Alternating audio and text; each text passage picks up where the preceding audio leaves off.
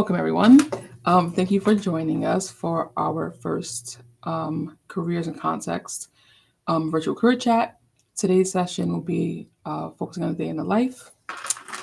And we have Erica Kennedy, Park Ranger from Steamtown Historic Site, John Fielding, Museum Curator from our museum, Anthracite Heritage Museum, Alexis Weber, Environmental Education Specialist from Hickory Run State Park, and John Voigt, mine engineer from the Pennsylvania Anthracite section of the Society for Mining Engineers.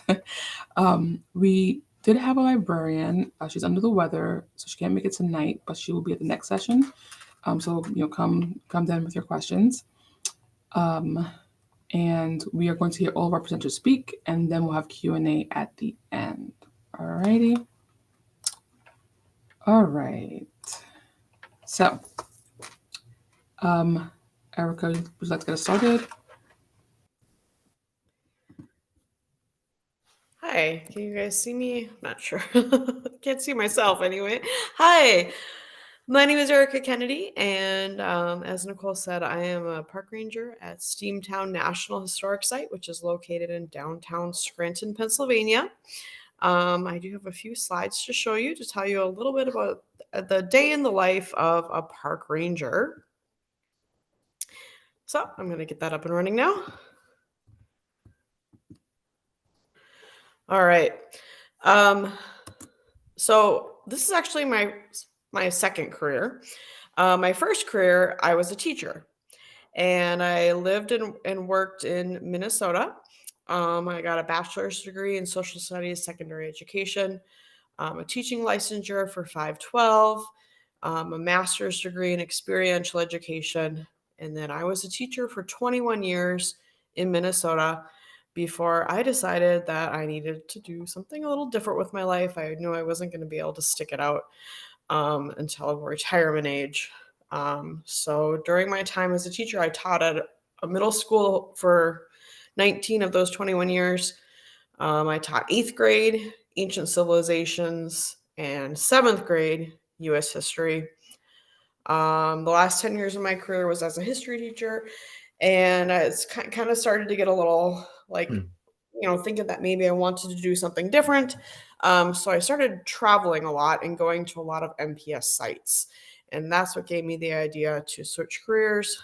And I became an educator for the National Park Service.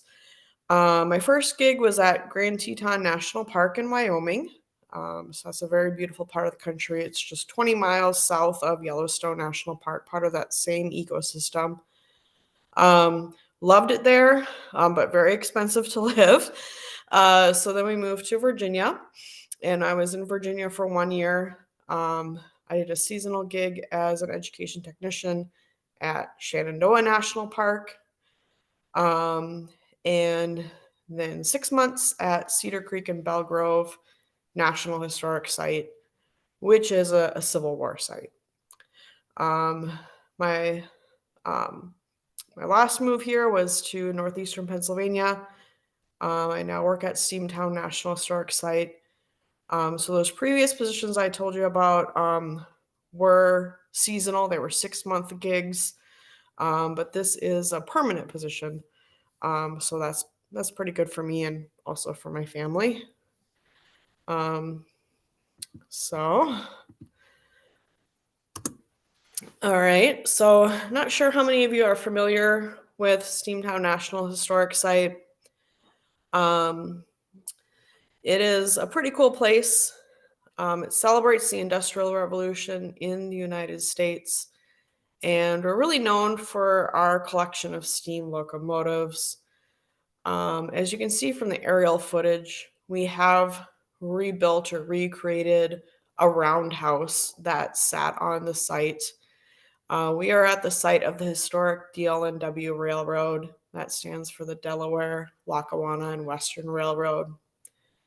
Our roundhouse is part an operating roundhouse. The stalls are used to hold our collection of steam locomotives, but also part of the roundhouse is our museum and our exhibits and that sort of thing.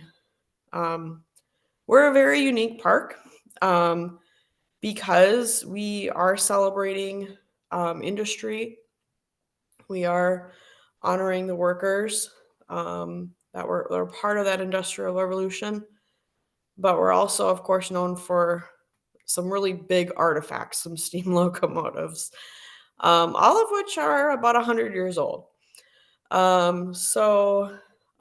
do give train rides. We have one operating steam locomotive. It's engine 26, Baldwin 26.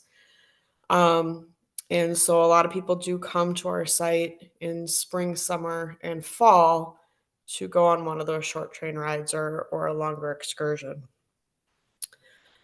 Um, okay. Yeah, okay. So I'm going to move to the next screen and tell you a little bit more about the day in the life.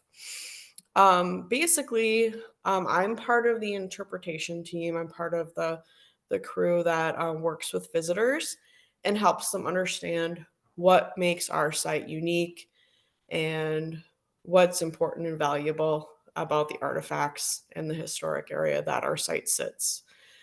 So our day is really cool because it's routine, but it's also super different every day. It's a little different.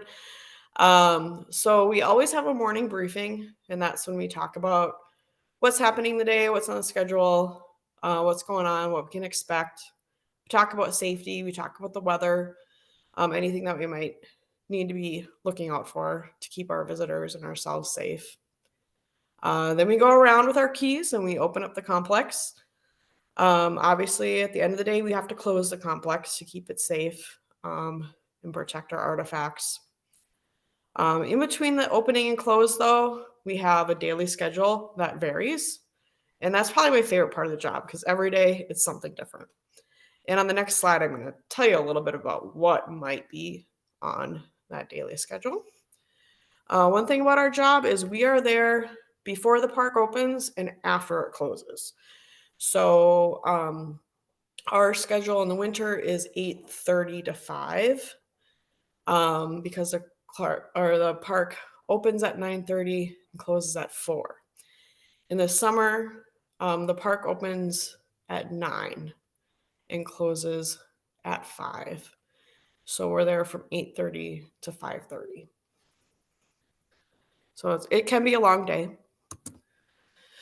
As far as what could be on our daily schedule, basically we need to have at least one interpretive ranger in the visitor center at all times.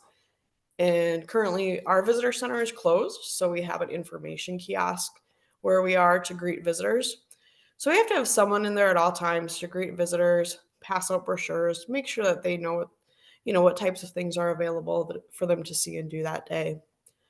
We also keep stats. We have a clicker in our hand every time we meeting a visitor at the information kiosk. We're telling how many people are entering the park.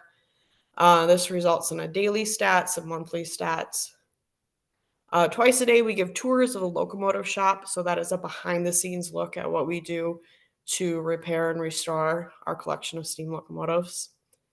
We always need to have at least one person roving the complex to make sure that everyone's being safe and respectful of our artifacts, and also just checking in and seeing if anyone has any questions. As a former teacher, my favorite part of the schedule are the education programs. I usually get put on them a lot, which is good. So education programs can happen on the site or also off the site. Today I was at an elementary school most of the day doing programs for fourth graders, so it was a ton of fun. When our short train rides are running, you might spend a lot of your day on a train. If there's an excursion, you're spending your whole day on a train. So if you really like trains, that can be a definite highlight in the daily schedule. During the week, and usually for a little bit each day, we have what's called project time.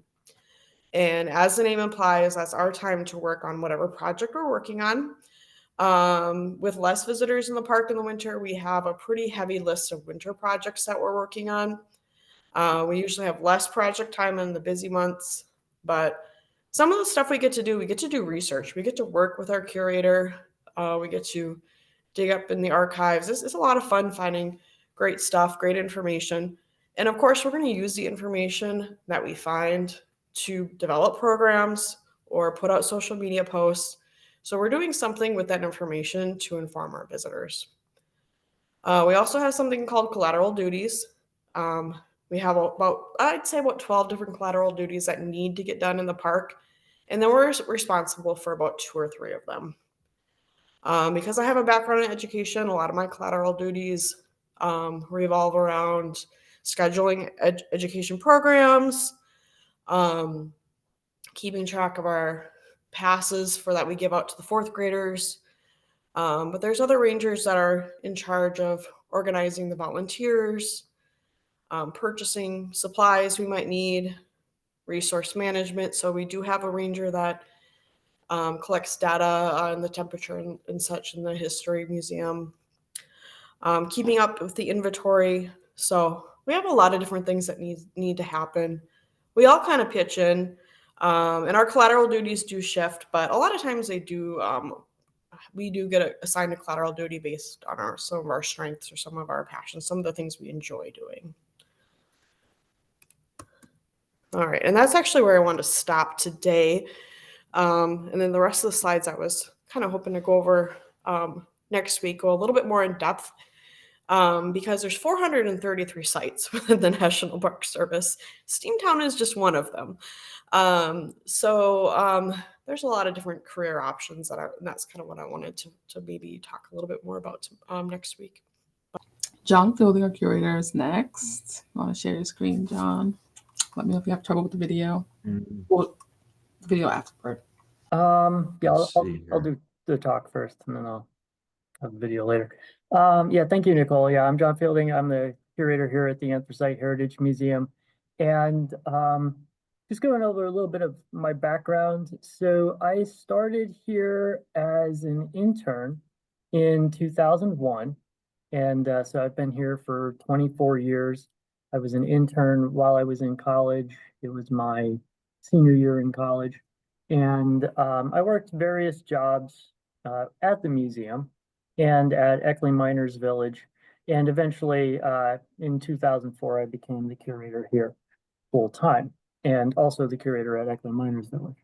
So my educational background is I have a bachelor's degree and I don't have a master's degree, but I do have credits towards a master's degree. Usually most curator positions, they do require like a minimum of a bachelor's degree. They do really kind of look for people to have a master's degree or even a PhD in some cases. So that's the educational requirements usually. And so what I do is, so I'm the curator here at the museum. The museum, the Anthracite Heritage Museum, we really tell the story of the anthracite coal mining industry in northeastern Pennsylvania. And we've kind of focused not so much on the mining aspect of it, but on the people who came here to mine the coal.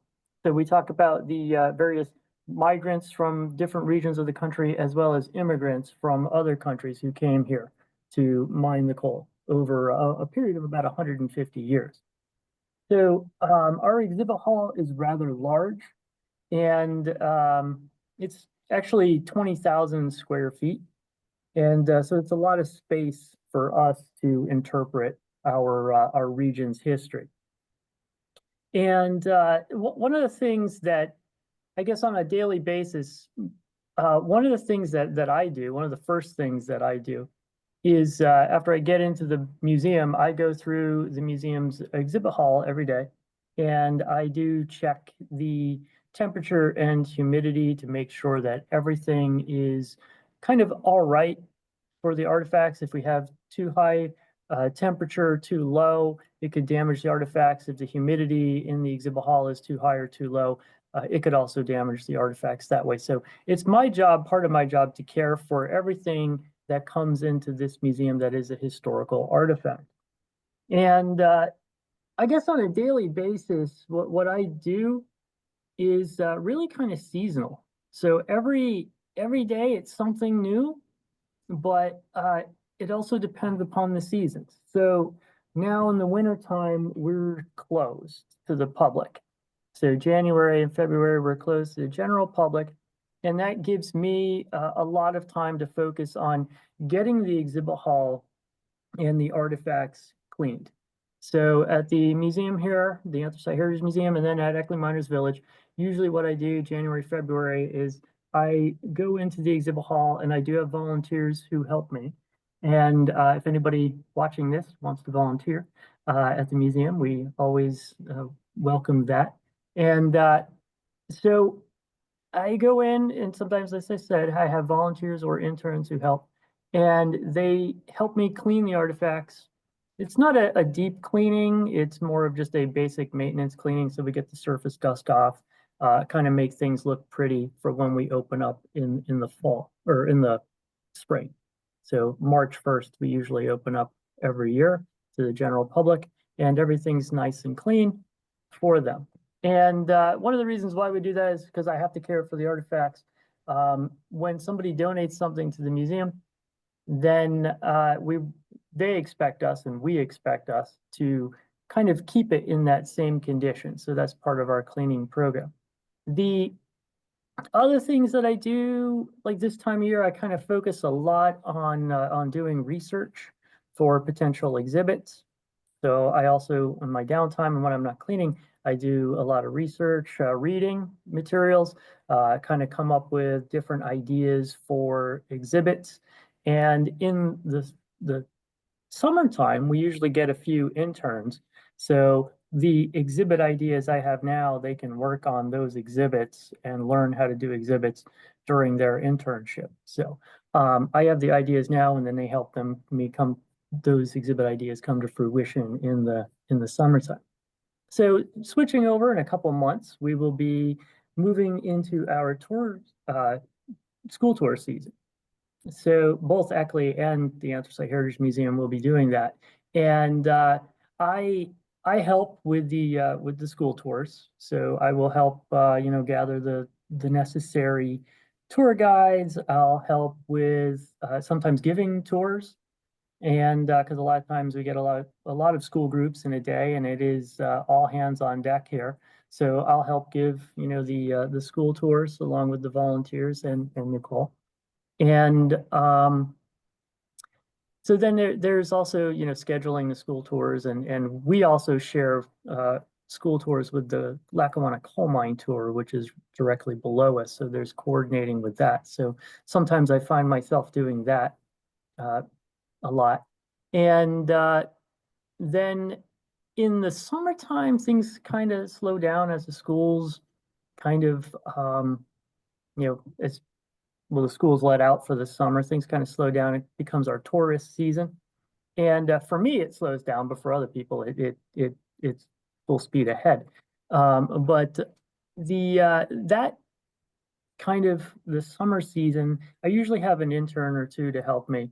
And we can usually tackle large archival projects, and we will be able to, catalog those artifacts and those archival collections and process them and store them away and make them available for future researchers or even for future exhibits. And then, as I said, brings us back to the fall and the winter, which is kind of the same thing. Sometimes, one of the things I do is actually collect artifacts for the museum. And I periodically have to reach out to people that I know who have stuff.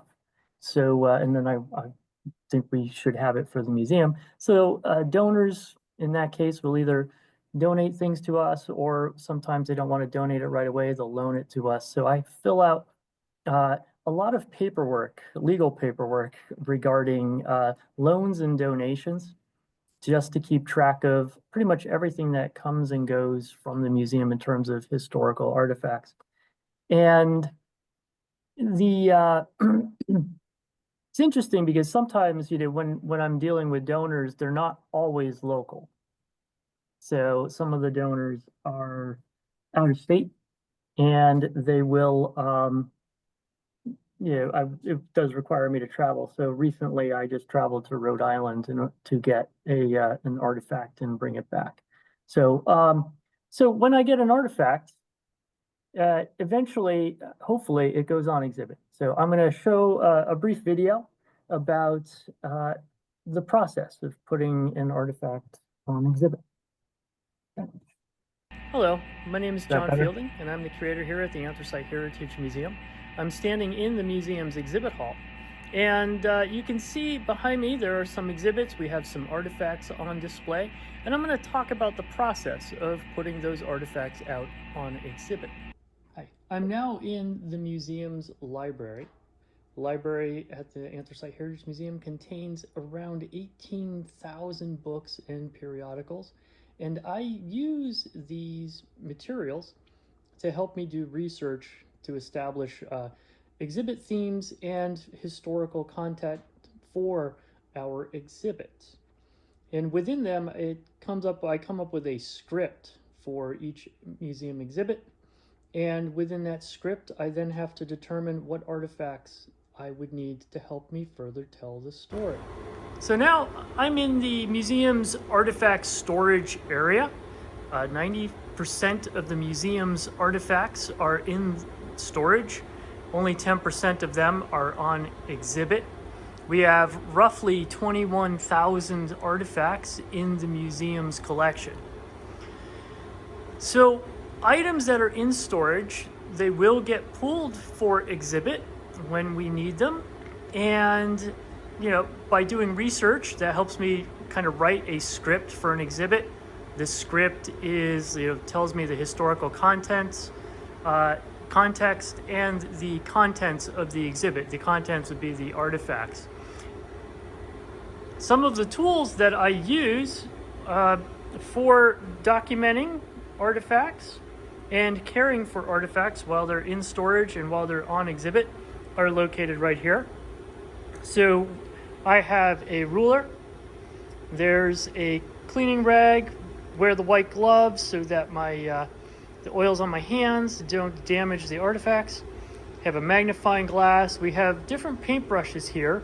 Those are for cleaning as well. We have a little tape measure, camera for taking pictures of the artifacts to document their condition. And then for storage, we have a variety of acid-free boxes. So these boxes are what our artifacts will get stored in.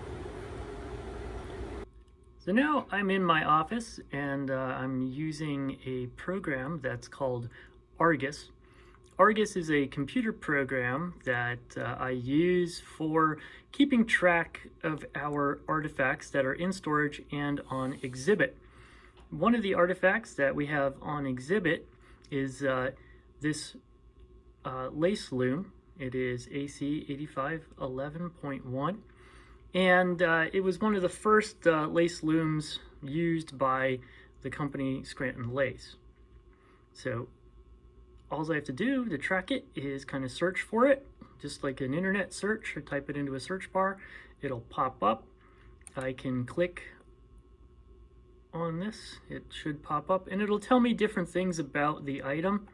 So I can research its description, who donated it, its dimensions, and its condition. I can track that over time, as well as its location. And I can also see a larger image of the item as well. And it also has what we call a web description, which the public will then see.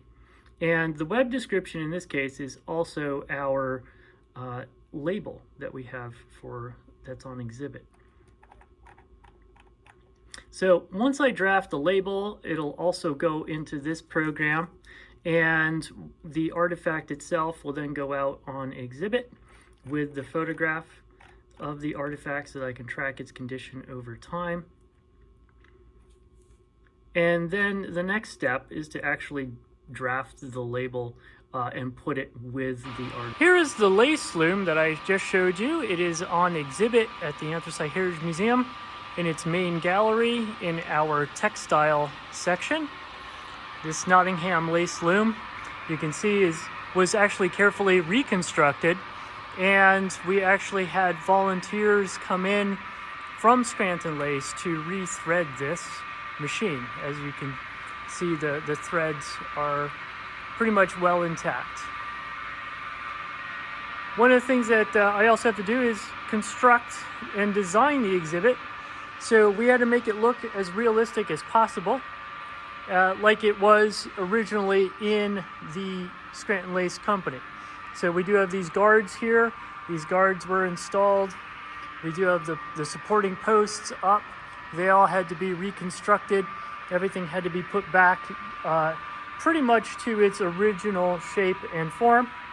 And here's the label that I just showed you. So there is that, and there's a QR code there on the label that visitors can use to see an actual loom in operation. So that's pretty much the process from kind of start to finish on how something ends up on exhibit. Thank you. I hope you enjoyed this video. My name is Alexis Weber. I'm one of the educators at Hickory Run, Lehigh Gorge, and Nescopeck State Parks. I am part of the Department of Conservation and Natural Resources State Parks Division.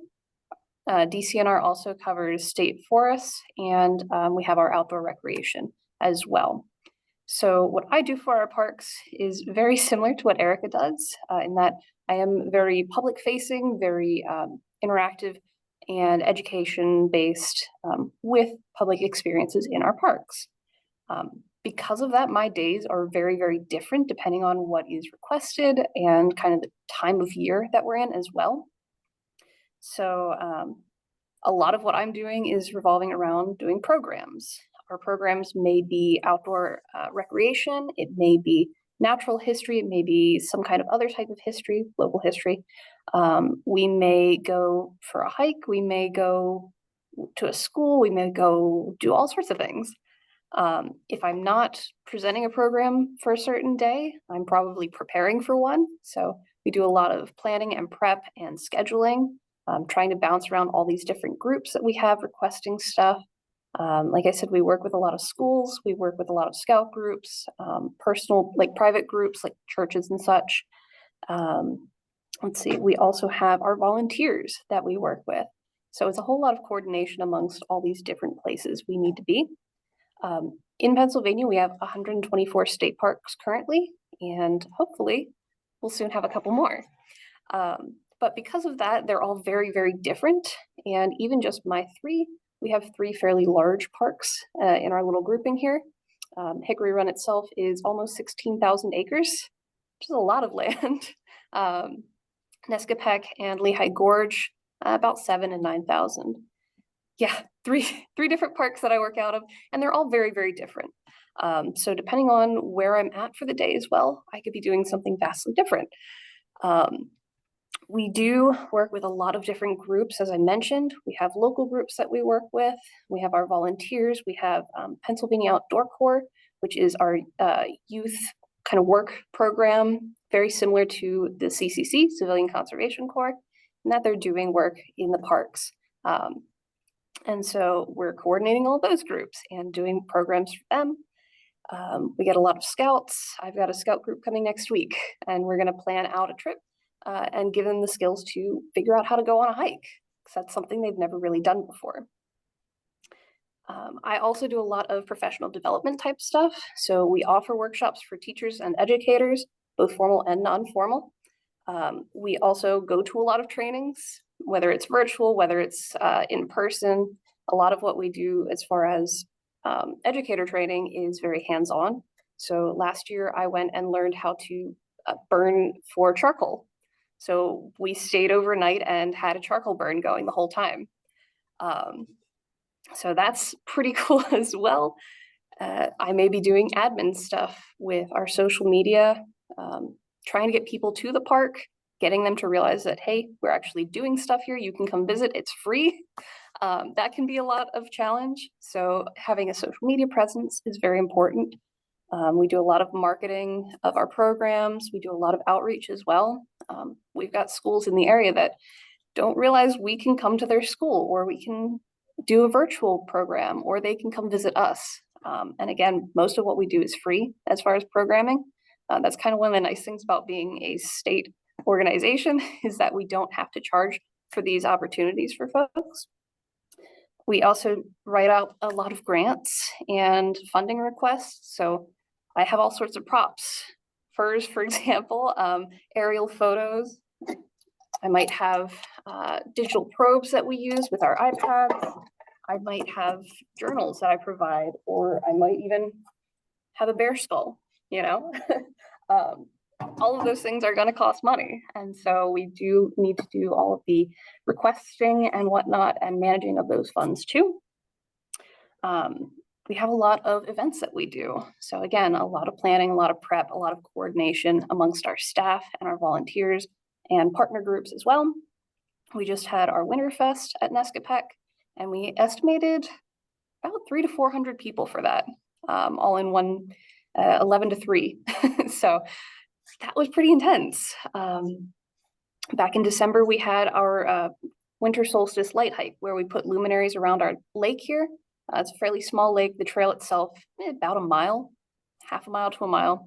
And we had about 600 people that night. So there's a lot there. We have community days where, like for me, for instance, I host our local yarn shop. For once a month, they come to our park and we do knitting or crocheting or whatever your fiber of choice is. And we go outside and I talk a little bit about different fibers. I've got some cordage here that I made from dandelion stem, for instance. And kind of depending on my mood and what's available, I'll pick something different. We've got different committees that we work on. I'm with our Mosaic subcommittee on the learning division of that. Mosaic is our DEIB efforts. So I kind of help with the guiding of training and learning related to our DEIB stuff. We do collaborative projects with other organizations. We've got the EPA is in Hickory Run doing wetland research. So I may take my backpack and go out with them for a day, probably get soaked in the process, but they're monitoring our water flowing through a wetland, and they have to go out and pull that data. So I may get to do that. We do a lot of resource management as well. So that might be, we call it goose busting. We don't want geese at certain locations in our park. So we monitor for any nests that they're building. We try and get in there and destroy those before they have a chance to lay. If they do lay, we may addle eggs just to keep those geese from being in high population areas, especially with things like the current avian flu that's going on. We don't want them in contact with our visitors. So that's a matter of keeping both the resources here safe and our visitors. We may go out and do wildlife research surveys. We've got a goofy looking little bird called a woodcock. And we do surveys to see kind of what the population is like in our area. Let's see, what else? We have interns once a year throughout the summer usually. Typically our season is going to be from March through November. I'm lucky enough that I'm year round. Here at Hickory Run, we typically have 4 educators. One is our supervisory, we have 2 year rounds, and then one is seasonal. We also have an intern if we're lucky. So we may be managing that intern as well, kind of depending on what their interest is. Last year's intern was very interested in trying out education in a park sense. So we had her creating programs and helping to lead them. We also do a lot of planning and scheduling as far as different projects throughout the park. So making sure that the trail that they're planning to work on is going to be accessible still in other ways so that people can still get through the park and still enjoy and recreate while they're here. We may also help cover the office if the clerks are out or something's going on that they need a little bit of extra help at the front desk. We'll do that kind of thing. Programs in the campground, really depends. So hopefully that's a pretty good overview of what we do here. Trying to think if there's anything else. We do a lot of reports as well. So throughout the year, we keep track of attendance at all of our our programs rather. And then at the end of the year, we'll do a wrap up, kind of tally up how many people were visiting the parks. Last year, Lehigh Gorge had, I want to say, about 60,000 visitors through it. And that's just based on how many vehicles are coming through, We have counters on the trails to see how many bikes and walkers are going through. So all of that gets combined into a final report at the end of the year. And eventually we have a big number that tells us how many folks we had throughout the year. So all in all, quite a lot going on, very different day to day, but a lot of excitement usually. All right. That's perfect. Thank you, Alexis. John Voigt. As Nicole mentioned, my name is John Voigt. I've been working for about 45 years in the underground salt mining industry, and started out as a student out of school, and after graduating with a bachelor's of science degree in earth sciences, my first job was in Western New York State, working at the largest salt mine in the world. And that was as a junior engineer in the mining engineering department. And now I'm retired. I've been retired for about 3 years. And I'm a representative of the Society of Mining, Metallurgical, and Exploration. Started out as a mining engineering society, worldwide group. We have a Pennsylvania Anthracite section that covers the eastern half of Pennsylvania and the southern part of New Jersey. And I'm involved in the Minerals Education Coalition there to do outreach to the public, and things like offering the Mining and Society Merit Badge to Boy Scouts. So I've worked with John and Nicole and Bodie at the museum, and also Johnson College that offers a Boy Scout Merit Badge every year. We just did that last month, actually. And also we'll do career days in schools if I get requests for that, to give an idea of what the mining industry is like, and the need for people to be active in that industry now and in the future. So what I would like to do is give you an idea of some of the things that a mining engineer might do early in his career and later on. And really, a typical day for a mining engineer, there's really no such thing. A new graduate mining engineer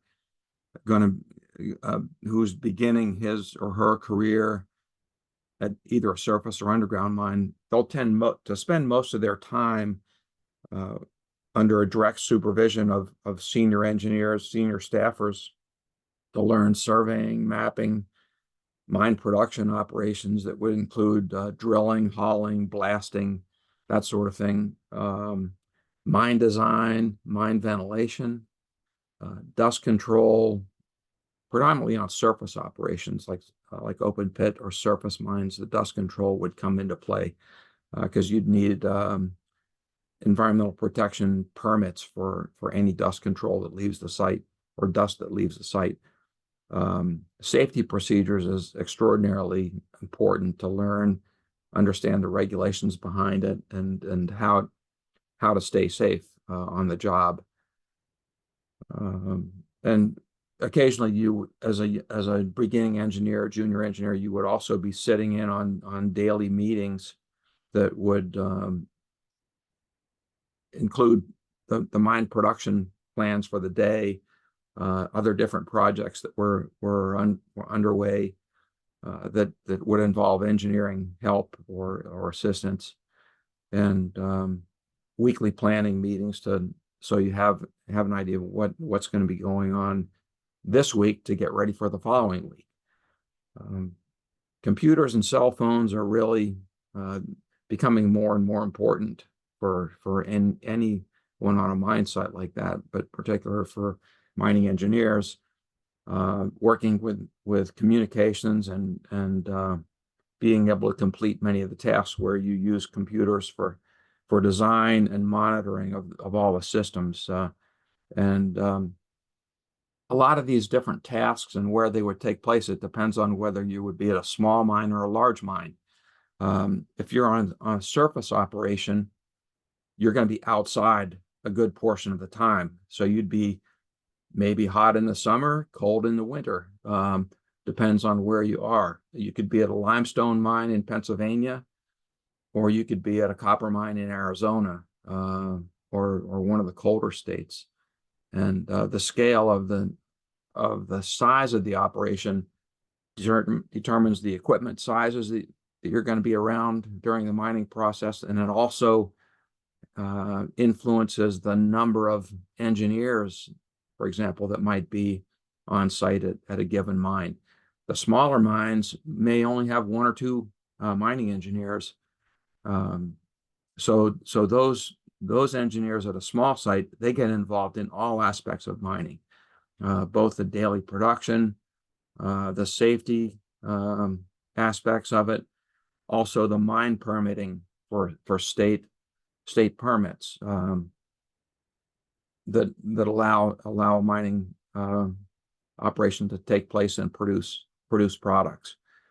A large mine, there could be 10 mining engineers alone in a department at the largest underground operations, especially.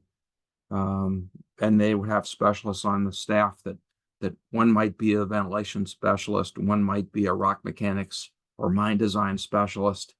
All these different aspects come into play.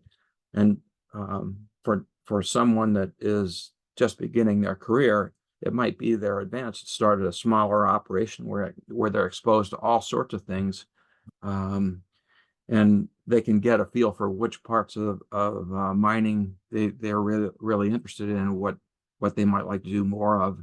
And then they may want to switch and go to a larger operation, either surface or underground, later on in their careers, so they can learn the parts that they're most interested in, like the most.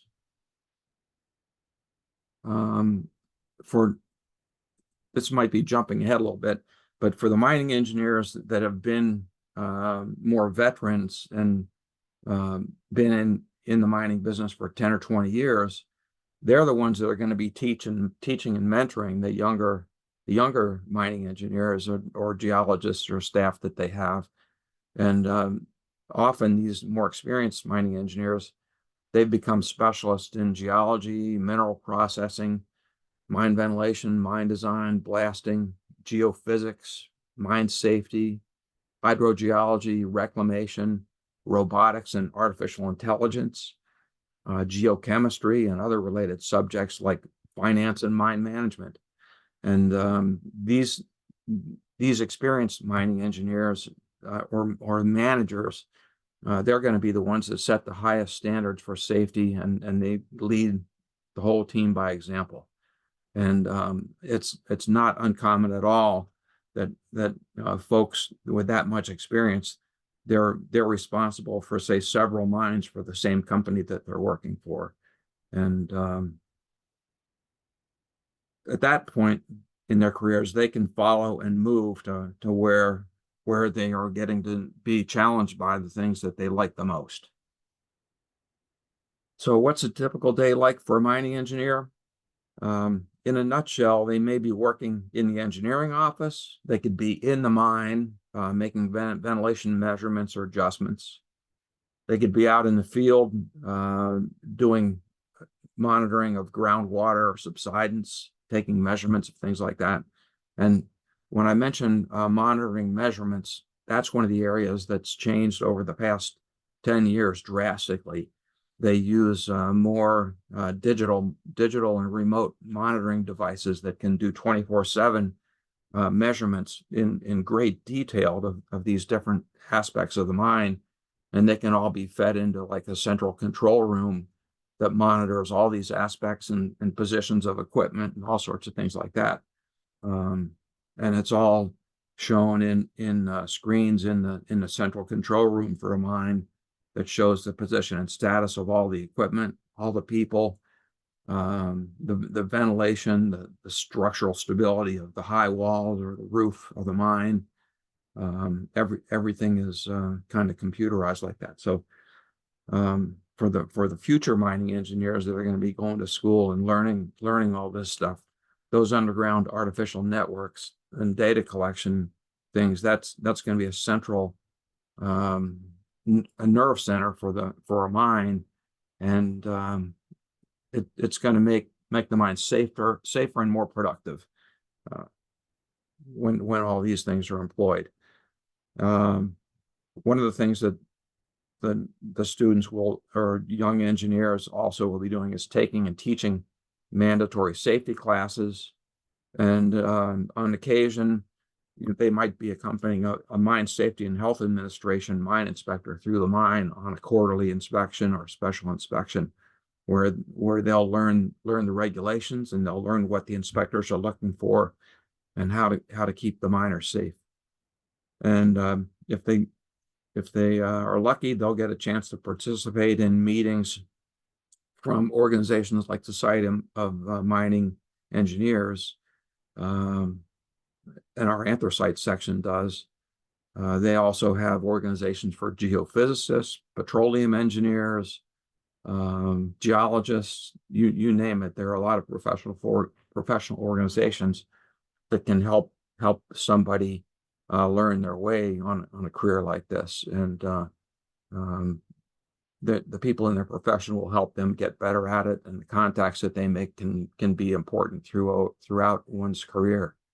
But also the mining engineers kind of decide what needs to be done every day, depending on what's going on at the mine, different projects that are going on, what other staffers are available to do some of these things. Sometimes you'll need 2 or 3 people with you to get something done.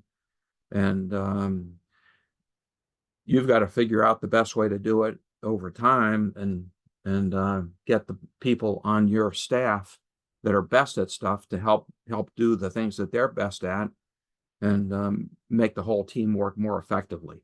And usually they work pretty closely together if it's going to work.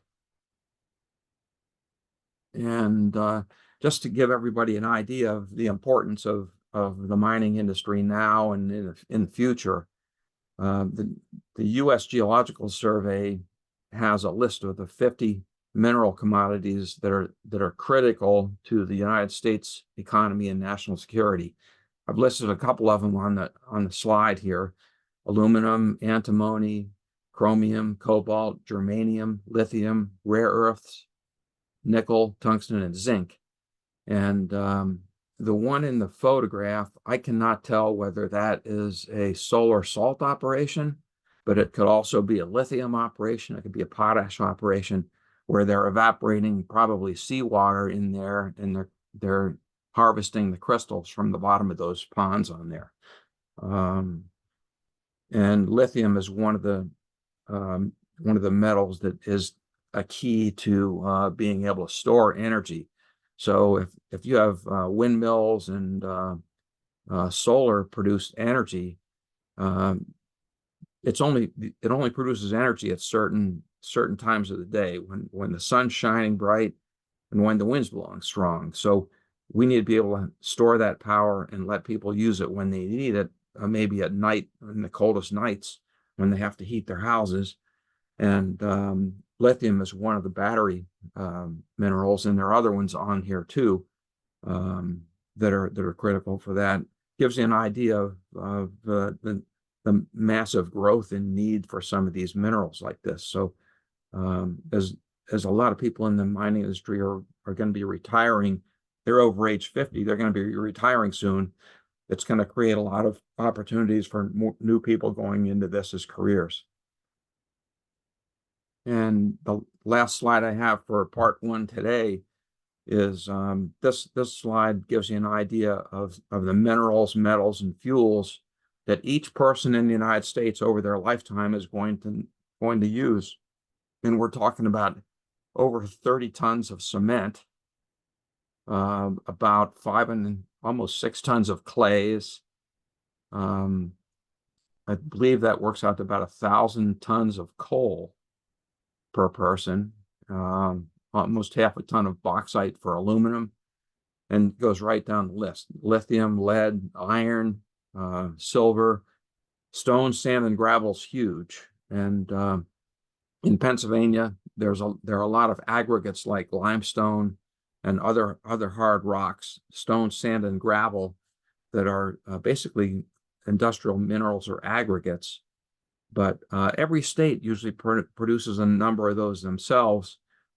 So you could go to, say, a limestone or aggregate operation in many of the states that you might like to live in. So depending on where in the country you would like to live, generally there are mining operations going on there too. So, and it goes for other countries. We can't import all the rocks we need to pave the highways with asphalt and cement and make wallboard and for homes. So it's got to be mined here, and that basically covers my phase one, Nicole. The other part of the qualifications and the opportunities for specialization and what universities might offer, we'll save that for the second day, right? Yep. Thank you. Okay. Thank you, John. Sure. All righty. If you want to stop sharing your screen, John, if anyone has any questions, unfortunately, Erica Kennedy, the park ranger from Steamtown, she is at home and she lost power. So, but she will be here next week to field questions about her presentation today. She just emailed me, said she lost power. So, sorry if anyone has a question for Erica, but we have other great folks here. If Janice, you have any questions that you want to ask? Question for John Fielding. In regards to different artifacts and such, like with the loom, for instance, I personally have a very large interest in fibers and different fiber technology. Do you ever run any of the like machinery, if it's functional, or do you have like living history that y'all do? Anything like that? So if it's on exhibit, we don't run it, but we do have a like an old manual style loom that we use to make rag rugs. And so yeah, that we have used for programming in the past, and volunteers can demonstrate on it and the public could use it as well. So there's a rag rug that we've been making on it for about like 8 years now. It's probably 10 feet long already. So Oh my goodness. Yeah. Might be time to start a new one. My goodness. yeah, I think it is. Anyone else, including presenters, have questions for anyone else on the call?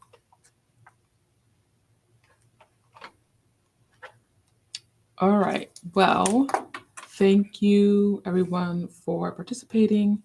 This was session 1. We still have session 2 to go, and session 2 will be a deep dive. So we'll learn about different career paths and traditional, non-traditional. We'll learn about maybe some internships or other organizations that you might want to join, so for networking and such. And this is recorded, and we will send the link to everyone once we edit and make it, look nice.